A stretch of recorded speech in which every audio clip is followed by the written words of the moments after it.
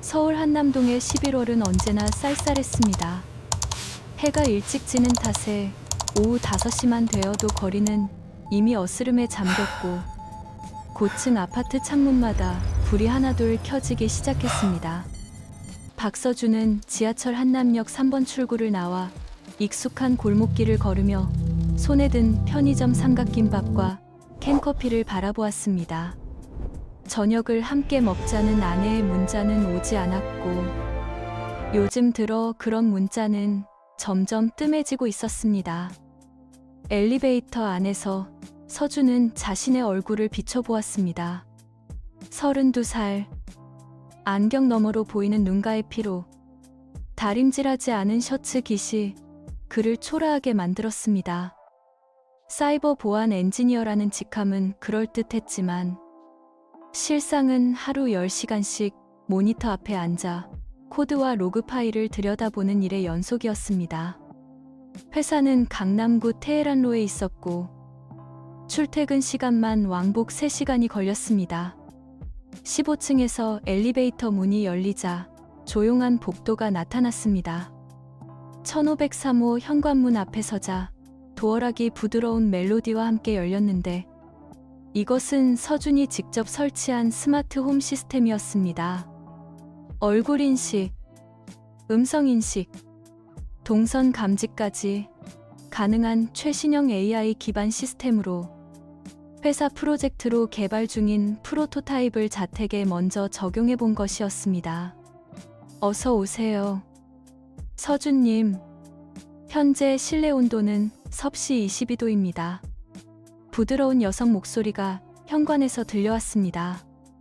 난방 23도로 올려 서준은 신발을 벗으며 무심코 대답했습니다. 거실은 깨끗했고 아내 이다영의 손길이 곳곳에 배어 있었습니다.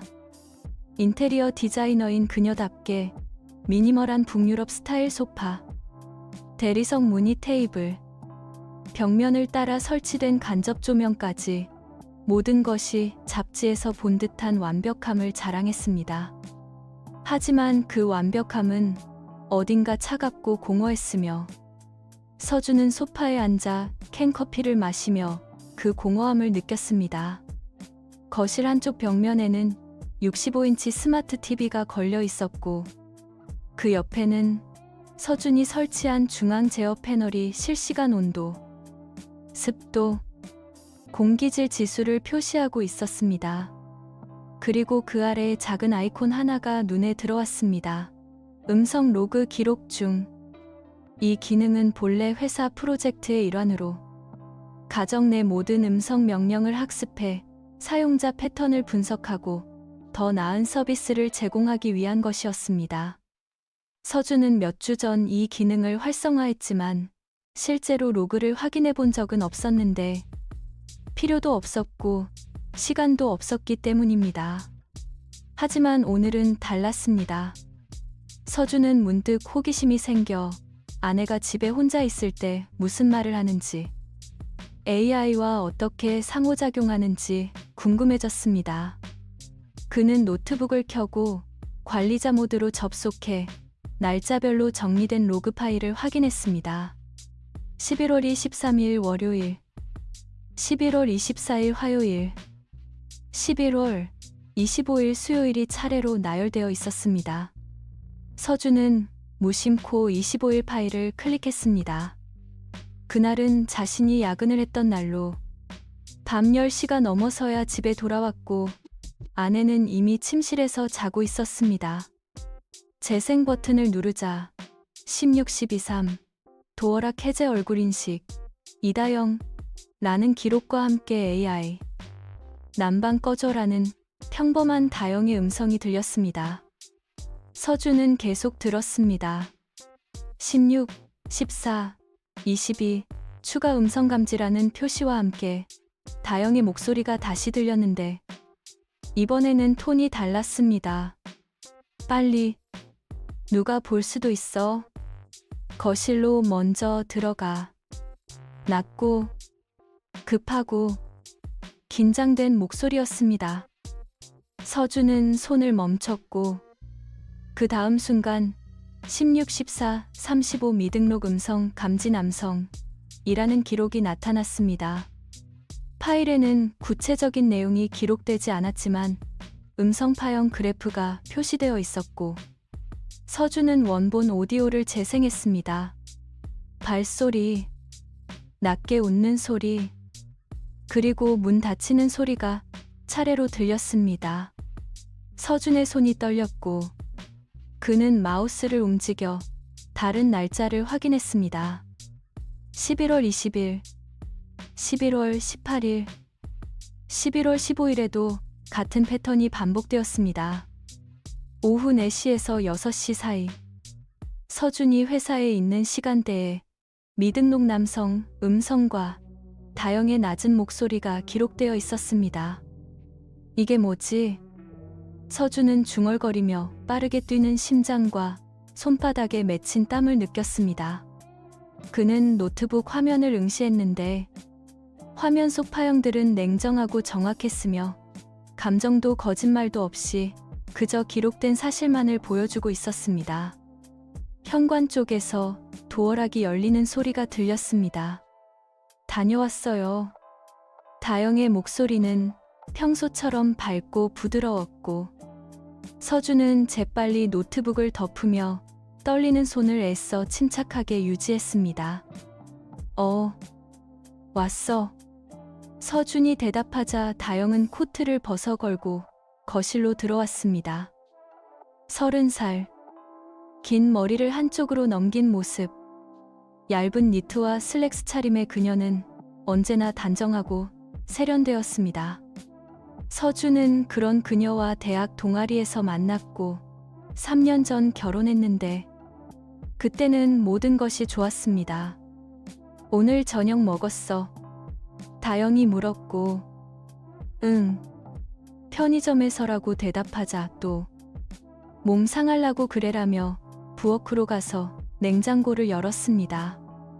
서준은 그녀의 뒷모습을 바라보며 평범한 일상과 평범한 대화 속에서도 머릿속에 맴도는 음성 로그를 떨쳐낼 수 없었습니다.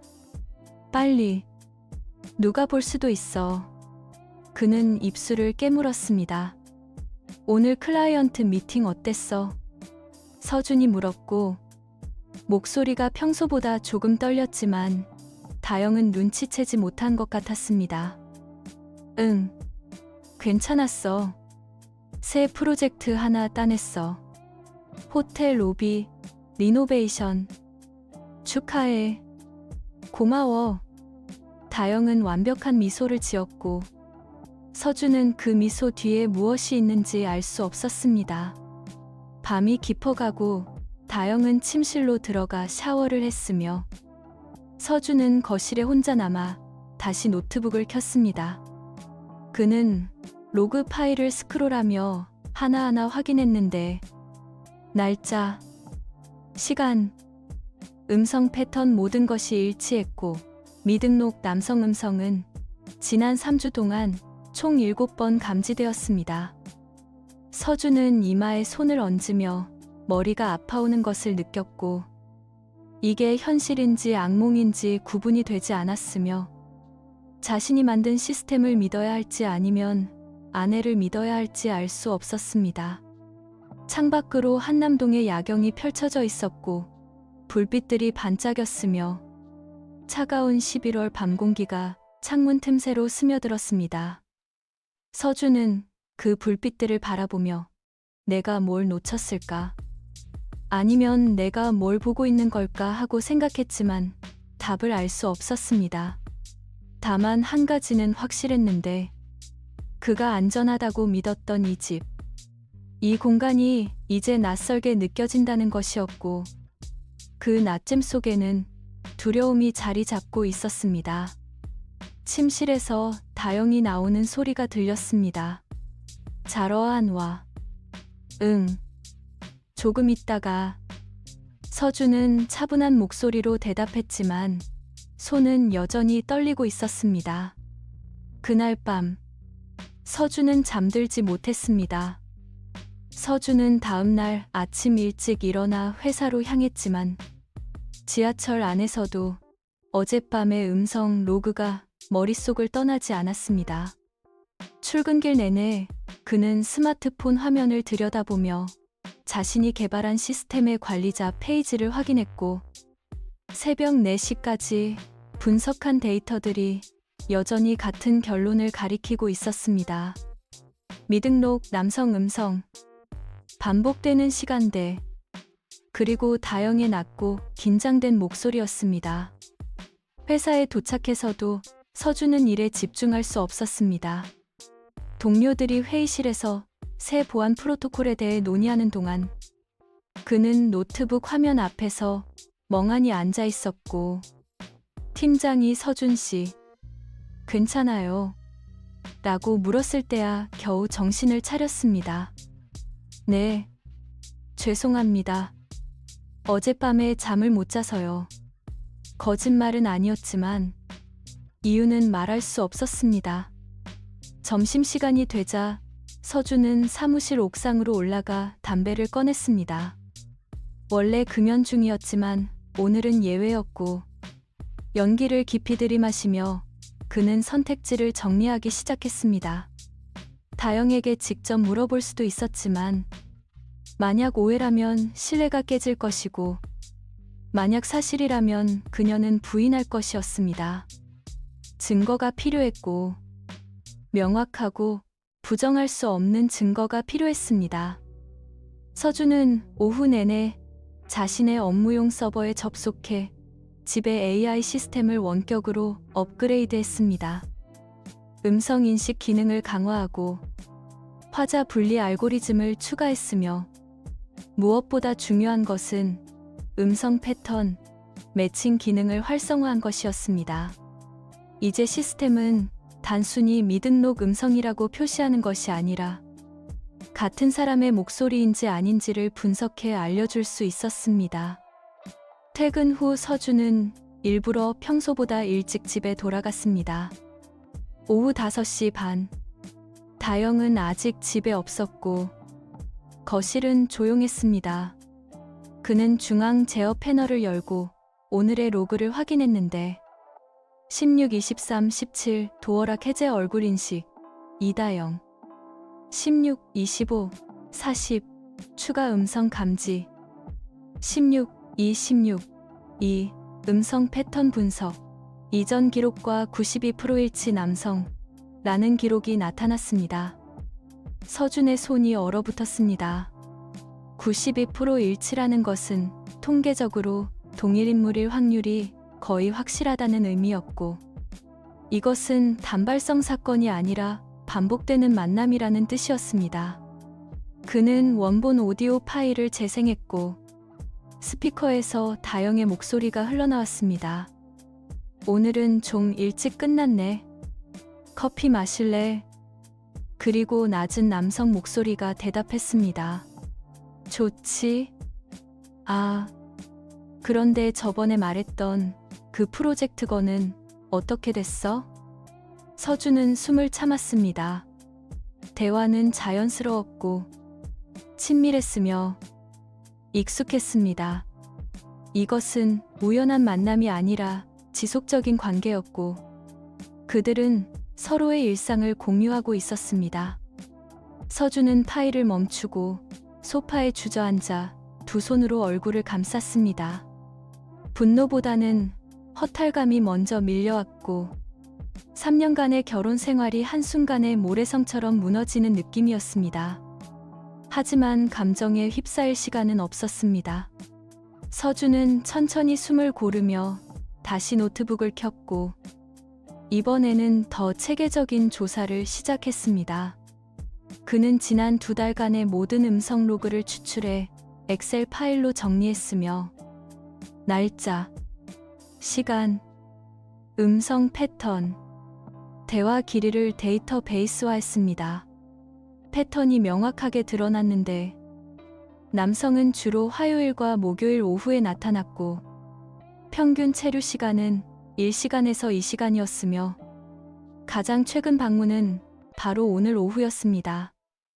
서준은 다음 단계를 계획했습니다.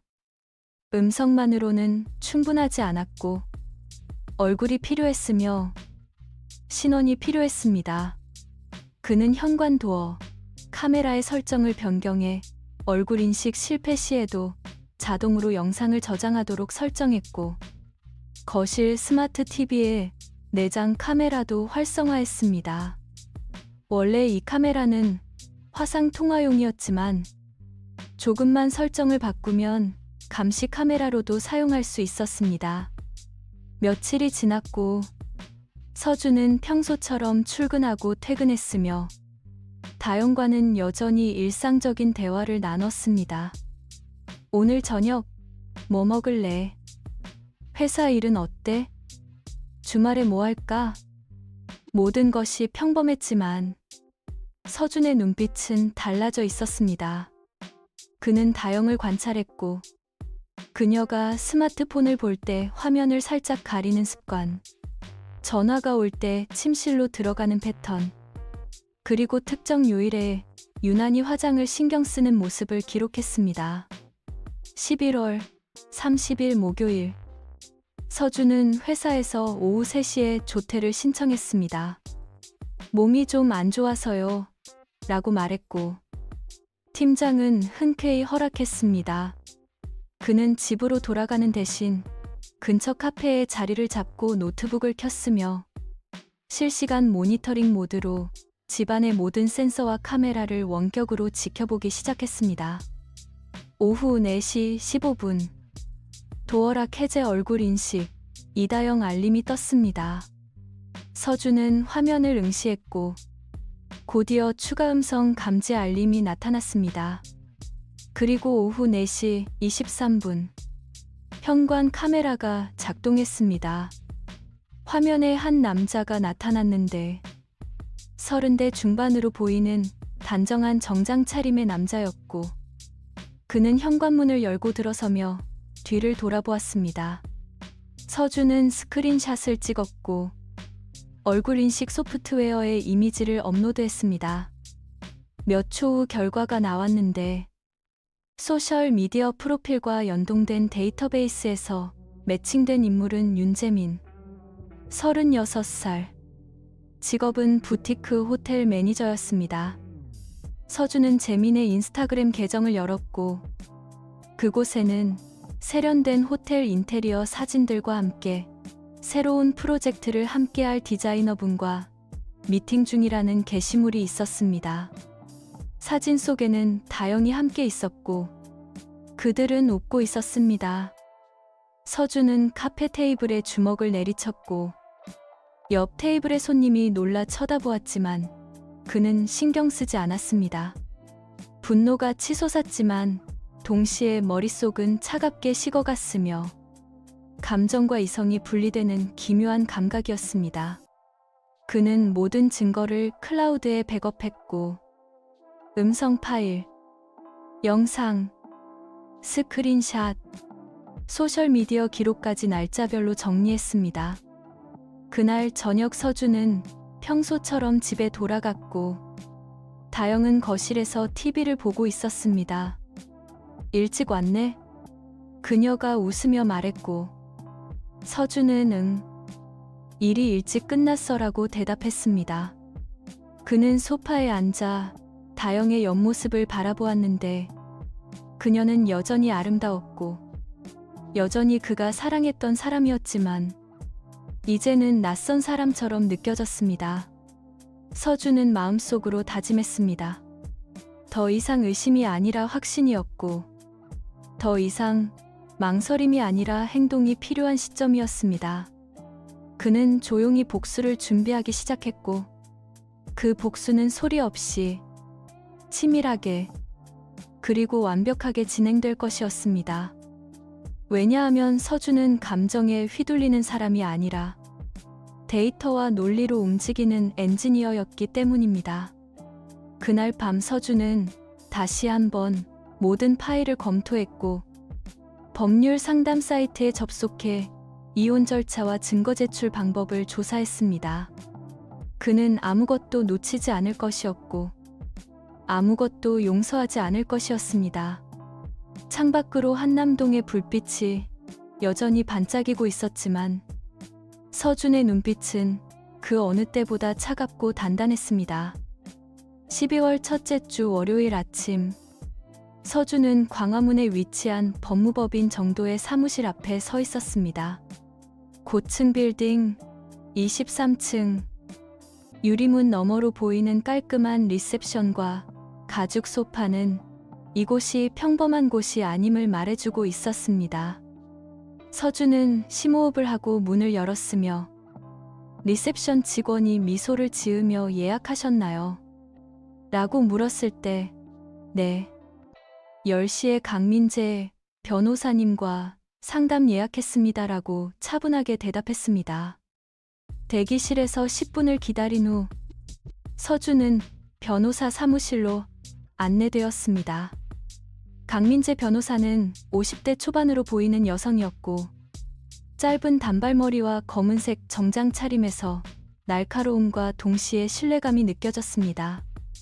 앉으세요. 박서준 씨. 전화로 간단히 말씀하셨던 이혼 상담건이죠. 그녀는 노트북을 열며 말했고 서준은 고개를 끄덕이며 자리에 앉았습니다. 네, 제 아내가 혼외 관계를 지속하고 있다는 증거를 확보했습니다. 서준은 가방에서 USB 메모리를 꺼내 책상 위에 놓았습니다. 이 안에 지난 2달간의 음성 기록, 영상 자료, 그리고 상대 남성의 신원 정보가 모두 들어 있습니다. 강 변호사는 USB를 받아 노트북에 연결했고 폴더를 열자 날짜별로 정리된 수십 개의 파일이 나타났습니다. 그녀는 몇 개의 파일을 재생하며 내용을 확인했고 음성 기록과 현관 카메라 영상, 그리고 소셜미디어 스크린샷을 차례로 살펴보았습니다. 이 자료들은 어떻게 확보하신 겁니까? 강 변호사가 물었고 서준은 준비해온 대답을 꺼냈습니다. 제가 개발한 스마트 홈 시스템입니다. 음성인식 AI는 회사 프로젝트의 일환으로 합법적으로 설치되었고 모든 가족 구성원이 동의한 시스템이었습니다. 현관 카메라 역시 보안 목적으로 설치된 것이고 제 명의의 주택에서 제 동의하에 작동한 것입니다. 강 변호사는 고개를 끄덕이며 법적으로 문제될 소지는 없어 보입니다. 다만 상대 측에서 사생활 침해를 주장할 수 있으니 그 부분은 대비해야겠네요. 라고 말했습니다. 서준은 계속해서 설명했습니다. 상대 남성은 윤재민이라는 사람으로 강남구 청담동에 위치한 부티크 호텔 매니저입니다. 제 아내 이다영과는 업무상 만났다가 관계로 발전한 것으로 보이고 지난 2달간 최소 13번 이상 제 집에 방문했습니다. 그는 또 다른 문서를 꺼냈는데 그것은 재민의 인스타그램 게시물, 호텔 직원 명부, 그리고 다영과 함께 찍은 사진들의 타임스탬프를 분석한 자료였습니다. 이 사람은 기혼자입니다. 아내와 아들이 있고 분당에 거주하고 있습니다. 강 변호사는 자료를 꼼꼼히 살펴보며 상당히 치밀하게 준비하셨네요. 이 정도 증거면 유책 배우자 인정은 문제없을 것 같고 위자료 청구도 충분히 가능합니다. 상간남에 대한 손해배상 청구도 고려해 볼 수 있겠네요. 라고 말했습니다. 서준은 그렇게 진행하고 싶습니다. 최대한 빠르고 최대한 확실하게요. 라고 대답했고 그의 목소리는 떨림 없이 단호했습니다. 상담이 끝나고 서준은 빌딩을 나와 광화문 거리를 걸었습니다. 12월의 찬바람이 얼굴을 스쳤지만 그의 마음은 오히려 후련했습니다. 망설임의 시간은 끝났고 이제는 실행의 시간이었습니다. 그는 스마트폰을 꺼내 다영에게 문자를 보냈습니다. 오늘 저녁 7시에 집에서 이야기 좀 하자. 중요한 얘기야. 문자는 간결했고 감정은 배제되어 있었습니다. 오후 내내 서준은 회사에서 일을 하는 척하며 시간을 보냈고, 동료들은 그가 평소보다 조용하다는 것을 눈치챘지만 아무도 묻지 않았습니다. 오후 6시, 서준은 정시 퇴근을 하고 집으로 향했으며 지하철 안에서 그는 오늘 밤 할 말들을 머릿속으로 정리했습니다. 감정적으로 대응하지 않기, 사실만을 제시하기, 그리고 흔들리지 않기였습니다. 집에 도착했을 때 다영은 이미 와 있었고, 거실 소파에 앉아 불안한 표정으로 스마트폰을 만지작거리고 있었습니다. 왔어. 그녀가 말했고, 목소리에는 긴장이 묻어났습니다. 무슨 중요한 얘기인데. 서준은 코트를 벗어 걸고 거실로 들어가 리모컨을 집어들었습니다. 잠깐만 기다려. 그는 TV를 켰고 노트북을 HDMI 케이블로 연결했습니다. 화면에 폴더 목록이 나타났습니다.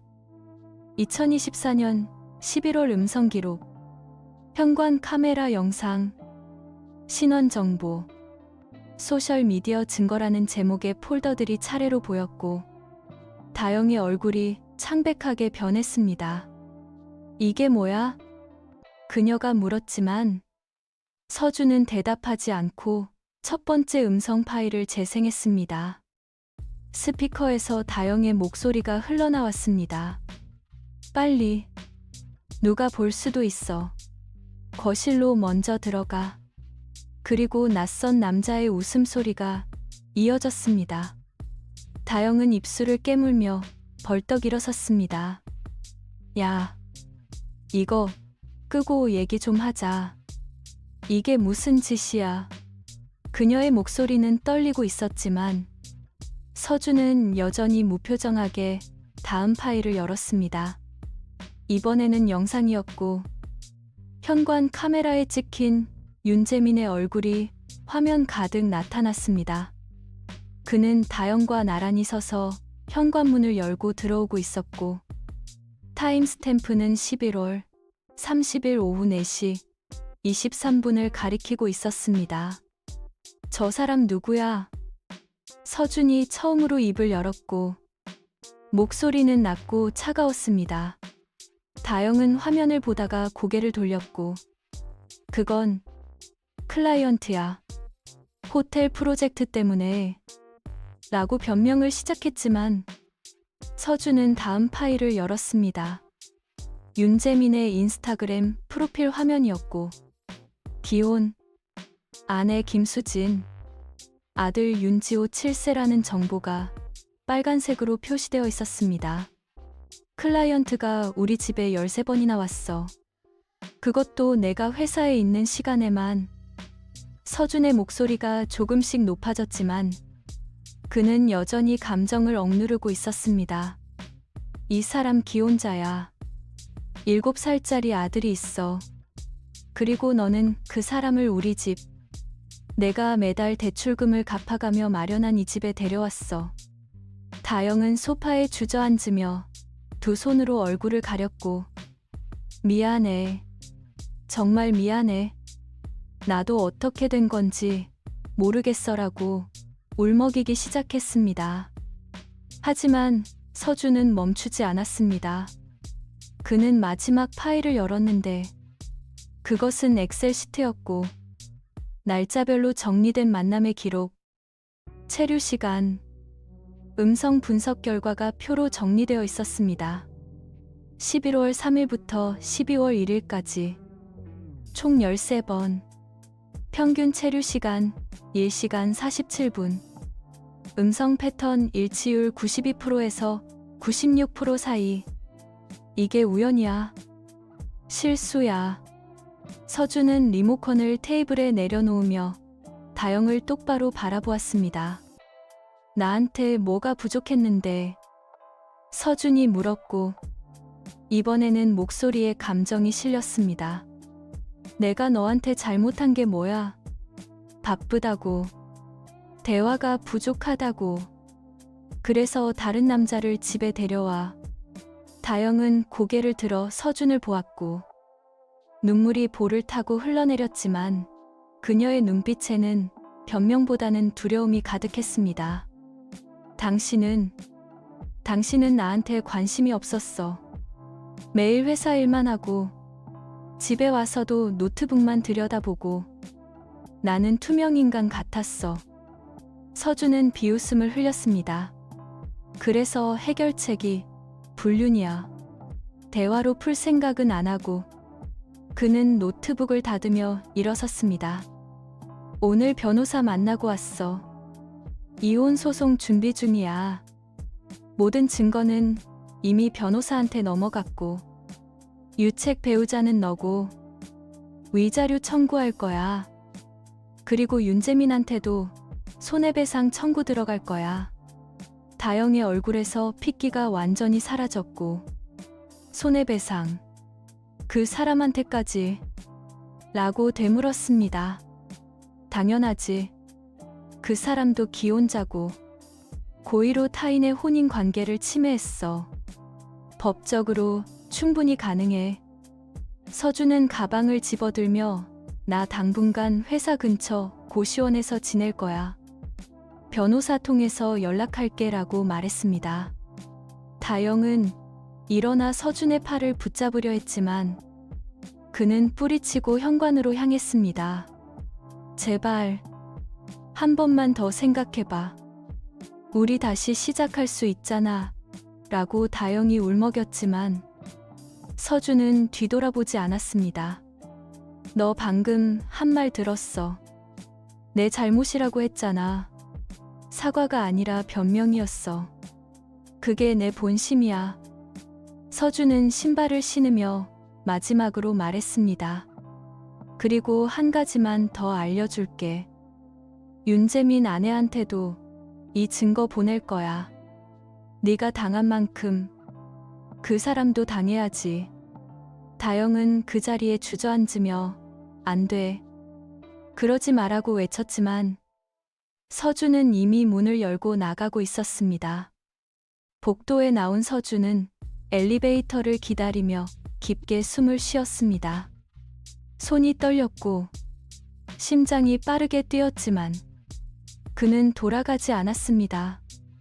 엘리베이터 문이 열리고 그는 안으로 들어가 1층 버튼을 눌렀습니다.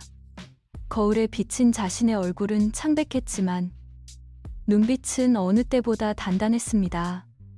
다음 날 서준은 강 변호사에게 전화를 걸었습니다. 어제 대면했습니다. 배우자 측에서 부인하거나 증거를 훼손할 가능성은 없습니다. 모든 증거는 클라우드에 백업되어 있고 원본은 제 회사 서버에 보관 중입니다.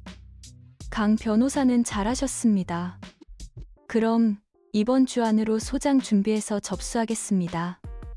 상간남 측 손해배상 청구도 함께 진행할게요 라고 답했습니다.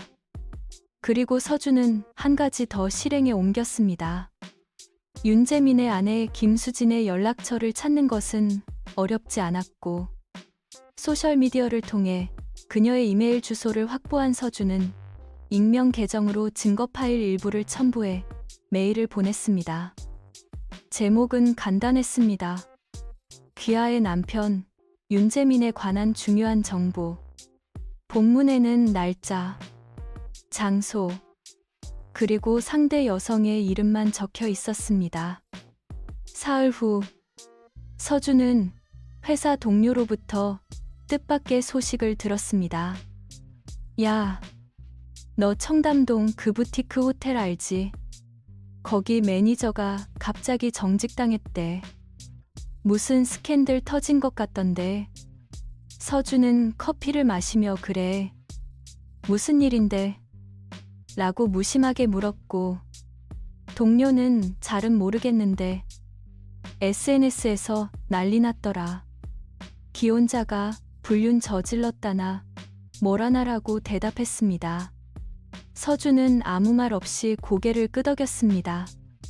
복수는 조용히 그리고 정확하게 진행되고 있었습니다. 그는 더 이상 분노하지 않았고 다만 차갑게 계산하며 다음 단계를 준비할 뿐이었습니다. 윤재민의 직장에서의 평판은 무너졌고 그의 가정도 흔들리기 시작했으며 다영 역시 곧 같은 운명을 맞이할 것이었습니다. 서준은 고시원 창문을 통해 서울의 야경을 바라보았습니다. 불빛들은 여전히 반짝였지만 이제 그 불빛은 차갑게 느껴졌습니다. 그는 노트북을 열고 변호사가 보낸 소장 초안을 검토하기 시작했으며 한 글자 한 글자 꼼꼼히 읽어 내려갔습니다. 이것은 끝이 아니라 시작이었고 서준은 끝까지 갈 준비가 되어 있었습니다. 12월 중순 서울은 첫눈을 맞이했습니다. 하얀 눈송이가 거리를 덮었지만 서준이 머무는 고시원 창문 너머 풍경은 여전히 회색빛이었습니다. 그는 책상 앞에 앉아 노트북 화면을 응시하고 있었고 화면에는 법원으로부터 온 이메일이 떠 있었습니다. 이혼 및 손해배상 청구 소송 접수 완료 제목 아래 사건 번호와 첫 기일 날짜가 적혀 있었습니다. 서준은 이메일을 닫고 소셜미디어를 열었습니다. 다영의 인스타그램 계정은 비공개로 전환되어 있었고 마지막 게시물은 한 달 전 호텔 인테리어 사진이었습니다. 댓글창에는 요즘 소식이 없으시네요. 프로젝트는 잘 되고 있나요? 라는 질문들이 달려 있었지만 답변은 없었습니다. 서준은 화면을 스크롤하다가 멈췄는데 그녀의 마지막 활동 시간이 새벽 3시였습니다. 잠들지 못하고 있다는 뜻이었습니다. 윤재민의 상황은 더 빠르게 악화되고 있었습니다. 서준은 검색창에 그의 이름을 입력했고 최근 기사 하나가 눈에 들어왔습니다. 청담동 유명 부티크 호텔 매니저 불륜 의혹으로 정직 처분. 기사는 구체적인 이름을 밝히지 않았지만 업계 관계자들은 누구인지 알고 있었습니다. 서준은 기사 댓글을 읽었는데 역시 겉모습만 번지르르한 인간들. 가족 생각은 안 하나라는 비난들이 줄을 이었습니다. 며칠 후 서준은 강 변호사로부터 전화를 받았습니다. 박서준 씨, 상대 측 변호사한테서 연락 왔습니다. 합의 의사를 타진하더군요. 서준은 커피를 한 모금 마시며 어떤 조건인데요? 라고 물었고 강 변호사는 위자료는 지급하되 금액을 최소화하고 싶어 하고요. 상간남 손해배상은 취하해달라고 하더군요. 대신 빠른 이혼 진행에 협조하겠다고 합니다. 라고 설명했습니다. 서준은 잠시 침묵했습니다. 창밖으로 눈이 내리고 있었고 차가운 겨울바람이 창문을 흔들었습니다. 거절하세요. 합의는 없습니다. 재판 그대로 진행하고 모든 증거 법정에 제출할 겁니다. 강 변호사는 확실하십니까? 재판이 길어지면 박서준 씨도 힘드실 텐데요. 라고 조심스럽게 물었지만 서준의 대답은 단호했습니다. 괜찮습니다. 끝까지 가겠습니다. 같은 시각 한남동 아파트에서 다영은 소파에 앉아 변호사와 통화를 끝낸 뒤였습니다. 그녀의 얼굴은 수척했고 눈 밑에는 다크서클이 짙게 드리워져 있었습니다. 스마트폰 화면에는 읽지 않은 메시지가 23개 쌓여 있었는데 대부분 클라이언트들로부터 온 것이었습니다. 다영 씨, 프로젝트 진행 상황 좀 알려주세요. 연락이 안 되는데 괜찮으신가요? 하지만 그녀는 답장할 기력이 없었습니다. 거실 한쪽 구석에는 서준이 떠난 후 건드리지 않은 그의 물건들이 그대로 놓여 있었습니다. 책장에 꽂힌 기술 서적들, 책상 위 먼지 쌓인 키보드, 그리고 벽에 걸린 두 사람의 신혼여행 사진이었습니다. 다영은 그 사진을 바라보다가 고개를 돌렸고 눈물이 볼을 타고 흘러내렸지만 닦아내지 않았습니다. 12월 20일 서준은 회사에서 팀 회식 자리에 참석했습니다. 동료들은 그가 이혼 소송 중이라는 사실을 알고 있었지만 아무도 직접적으로 묻지 않았고 대신 평소보다 더 배려하는 태도를 보였습니다. 팀장이 서준 씨, 요즘 힘들지? 괜찮으면 연말까지 휴가 좀 쓰는 게 어때? 라고 제안했고 서준은 괜찮습니다. 일하는 게 더 나은 것 같아요 라고 대답했습니다. 회식이 끝나고 혼자 돌아가는 길. 서준은 한남역 근처를 지나게 되었습니다. 무의식적으로 발걸음이 옛 아파트 방향으로 향했고 그는 멀리서 15층 창문을 바라보았습니다. 불은 켜져 있었지만 그 안에 무엇이 있는지 더 이상 궁금하지 않았습니다. 그는 고개를 돌려 지하철역으로 향했고 뒤돌아보지 않았습니다. 며칠 후 서준은 윤재민의 아내 김수진으로부터 예상치 못한 연락을 받았습니다. 그녀는 서준의 번호를 변호사를 통해 알아냈고 조심스럽게 만남을 요청했습니다. 제가 직접 감사 인사를 드리고 싶어서요. 그리고 몇 가지 여쭤볼 것도 있고요. 서준은 잠시 망설이다가 알겠습니다. 조용한 곳에서 만나시죠라고 답했습니다. 강남역 근처 카페에서 만난 김수진은 30대 후반으로 보이는 차분한 인상의 여성이었습니다. 그녀는 서준 앞에 앉으며 처음 뵙겠습니다. 김수진입니다라고 인사했고 서준은 고개를 끄덕이며 박서준입니다라고 간단히 대답했습니다. 수진은 가방에서 서류 몇 장을 꺼내 테이블 위에 놓았는데 그것은 이혼 합의서였습니다. 보내주신 자료 덕분에 결정할 수 있었어요. 수진의 목소리는 떨렸지만 눈빛은 단단했습니다. 처음엔 믿고 싶지 않았어요. 하지만 증거가 너무 명확했고 제가 더 이상 속을 이유가 없더라고요. 서준은 커피를 한 모금 마시며 죄송합니다. 이런 방식으로 알려드려서요 라고 말했지만 수진은 고개를 저었습니다. 아니에요. 감사해요. 진실을 알려주셔서. 수진은 계속 말했습니다. 재민이는 지금 직장에서도 정직 상태고 집에도 거의 안 들어와요. 모텔 전전하면서 술만 마시고 있대요. 제가 이혼 통보하고 나서 완전히 무너졌어요. 서준은 표정 변화 없이 듣고 있었고 수진은 그 사람 자업자득이죠. 근데 박서준 씨는 괜찮으세요? 라고 물었습니다. 서준은 잠시 생각하다가 대답했습니다. 괜찮지 않습니다. 하지만 견딜만 합니다. 수진은 고개를 끄덕이며 저도 그래요. 아들한테 뭐라고 설명해야 할지 모르겠어요. 근데 이게 맞는 길인 것 같아요. 라고 말했습니다. 두 사람은 잠시 침묵 속에 앉아 있었고 카페 안에는 크리스마스 캐럴이 흘러나왔지만 어느 누구도 그 분위기를 즐기지 못했습니다. 12월 마지막 주 서준은 법원으로부터 첫 기일 통지를 받았습니다. 내년 1월 중순이었고 그때까지 양측은 최종 증거를 제출하고 준비해야 했습니다. 서준은 강 변호사와 마지막 점검 미팅을 했고 이 정도 증거면 충분합니다.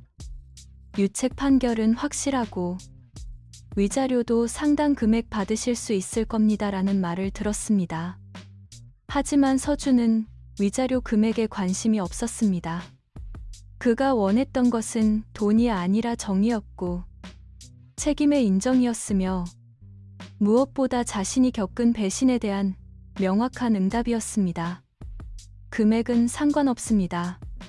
판결문에 유책 사유가 명확히 기재되는 게 중요합니다라고 서준이 말했고 강 변호사는 알겠습니다. 그렇게 준비하겠습니다라고 답했습니다. 크리스마스 이브. 서준은 고시원 방에 혼자 앉아 창밖을 바라보았습니다. 거리에는 연인들이 손을 잡고 걸어가고 있었고 상점마다 화려한 장식이 걸려 있었지만 서준에게 그것들은 먼 세상의 일처럼 느껴졌습니다. 그는 노트북을 열고 회사 프로젝트 파일을 검토하기 시작했으며 일에 몰두하는 것만이 생각을 멈출 수 있는 유일한 방법이었습니다. 같은 시각, 다영은 빈 아파트 거실에서 혼자 와인을 마시고 있었습니다.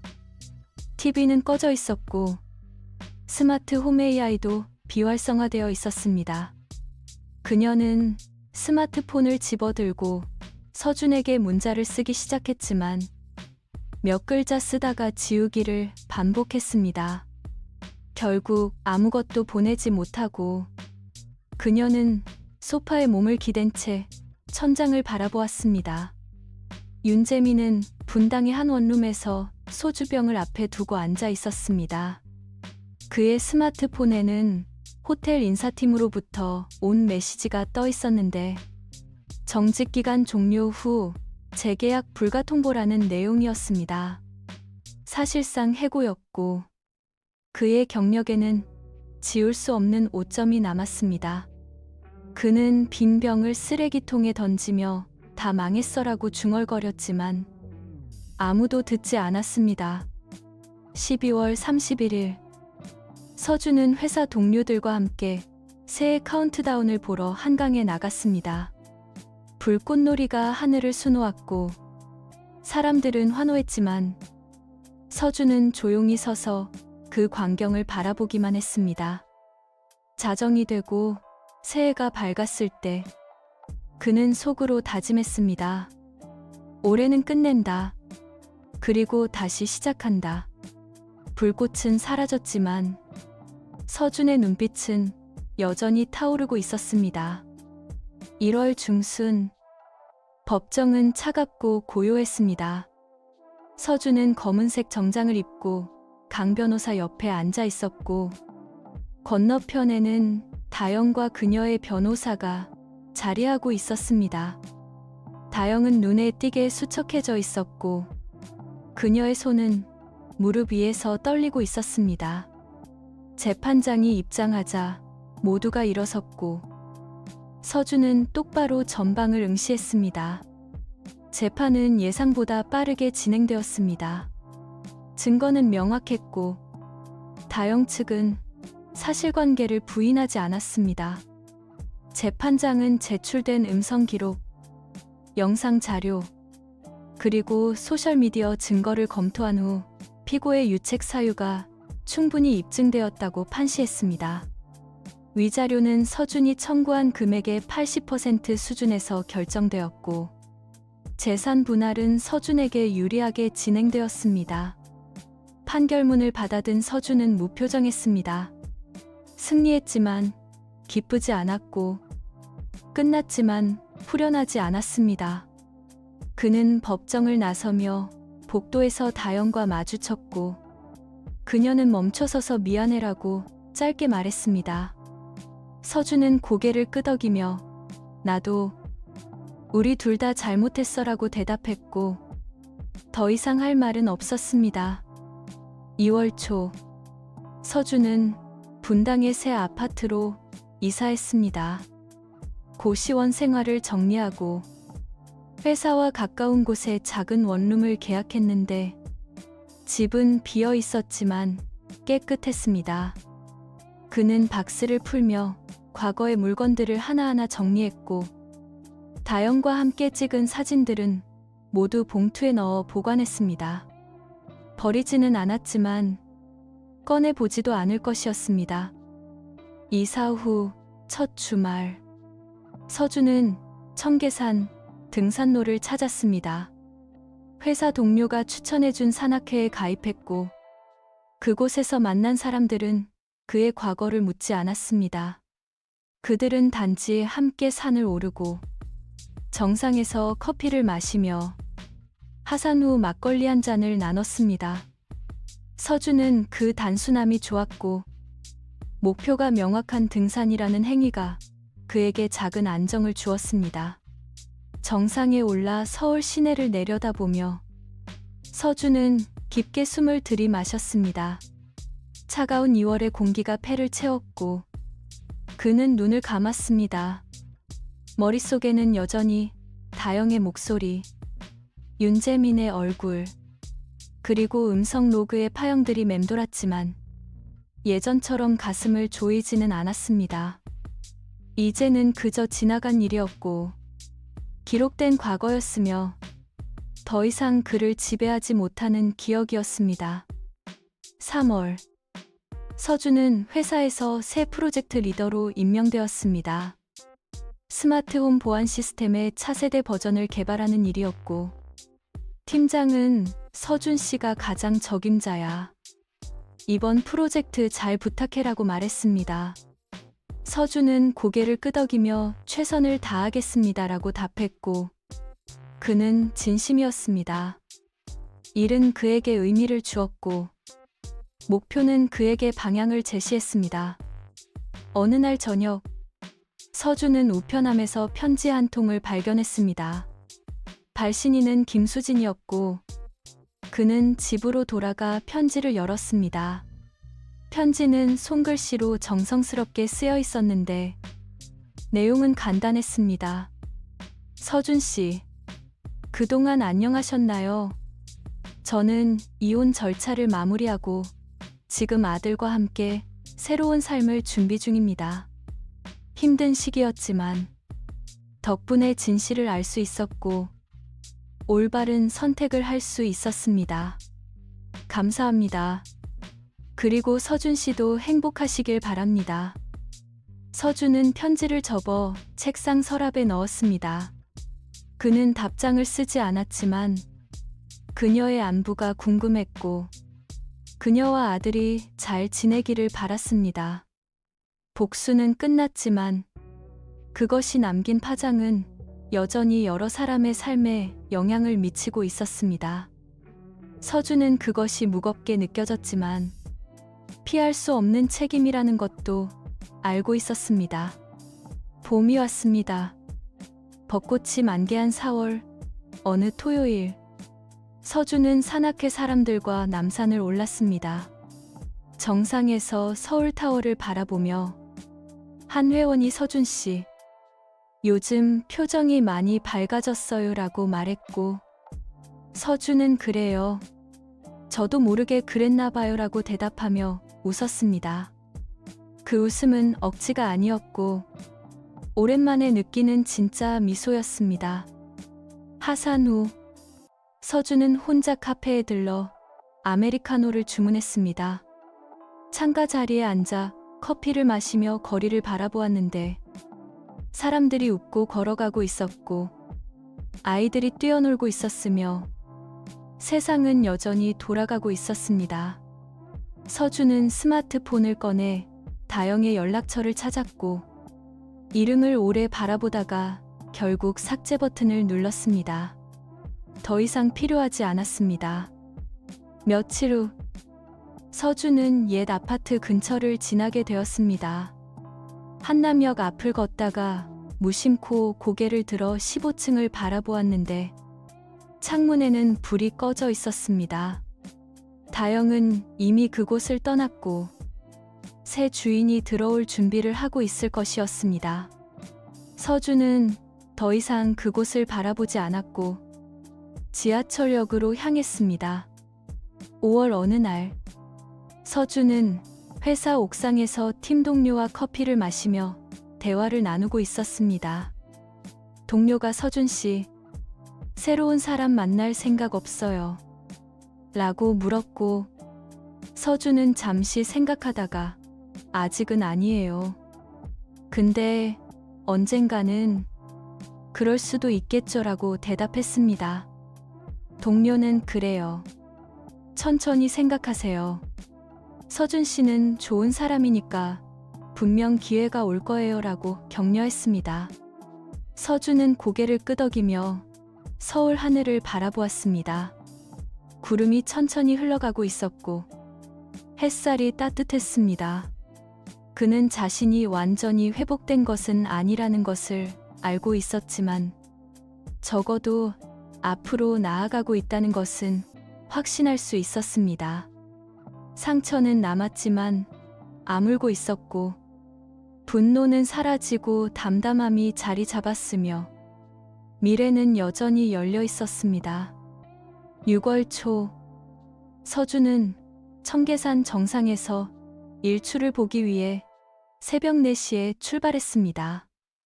혼자였지만 외롭지 않았고 어둠 속을 걸으며 손전등 하나에 의지했지만 길을 잃지 않았습니다. 정상에 도착했을 때 하늘은 서서히 밝아지고 있었고 지평선 너머로 태양이 천천히 모습을 드러내기 시작했습니다. 서준은 배낭에서 보온병을 꺼내 따뜻한 차를 한 모금 마셨습니다. 차가운 새벽 공기와 대조적으로 입안에 퍼지는 따뜻함이 그를 감쌌고 그는 눈을 감고 숨을 고르며 생각했습니다. 나는 살아남았다. 무너졌지만 다시 일어섰다. 배신당했지만 다시 믿을 수 있을 것이다. 그리고 언젠가 다시 사랑할 수 있을 것이다. 태양이 완전히 떠올랐고 서울 전체가 황금빛으로 물들었습니다. 서준은 그 광경을 바라보며 작게 미소 지었고 스마트폰을 꺼내 사진 한 장을 찍었습니다. 사진 속에는 태양과 하늘, 그리고 멀리 보이는 도시가 담겨 있었지만 그 어디에도 과거는 없었습니다. 오직 현재와 미래만이 있었습니다. 하산하며 서준은 생각했습니다. 복수는 끝났고 정의는 실현되었으며 책임은 각자가 졌습니다. 다영은 자신의 선택에 대한 대가를 치렀고 윤재민 역시 마찬가지였습니다. 그리고 서준 자신도 배웠습니다. 신뢰는 쉽게 무너지지만 다시 쌓을 수 있고 사랑은 배신당할 수 있지만 그것이 사랑의 끝은 아니며 인생은 한 번의 실패로 끝나지 않는다는 것을요. 집으로 돌아온 서준은 샤워를 하고 깨끗한 옷으로 갈아입었습니다. 거울 속 자신을 바라보며 그는 예전보다 조금 나이 들었지만 동시에 더 단단해진 얼굴을 발견했습니다. 눈빛은 차갑지 않았고 표정은 무겁지 않았으며 입가에는 작은 여유가 자리 잡고 있었습니다. 창문을 열자 따뜻한 바람이 들어왔고 서준은 그 바람을 맞으며 깊게 숨을 들이마셨습니다. 새로운 하루가 시작되었고 새로운 삶이 펼쳐지고 있었으며 그는 그 삶을 살아갈 준비가 되어 있었습니다. 과거는 끝났지만 미래는 아직 쓰이지 않았고 서준은 그 빈 페이지를 천천히 신중하게 그리고 진실하게 채워갈 것이었습니다. 저녁, 서준은 작은 노트를 펴고 펜을 들었습니다. 일기는 쓰지 않았지만 오늘은 예외였습니다. 그는 한 줄을 적었습니다. 오늘 나는 다시 시작한다. 그리고 노트를 덮었습니다. 더 이상의 말은 필요하지 않았습니다. 창밖으로 분당의 야경이 반짝이고 있었고 서준은 그 불빛들을 바라보며 조용히 미소 지었습니다. 이제 그 불빛은 차갑지 않았고 그의 마음도 마찬가지였습니다.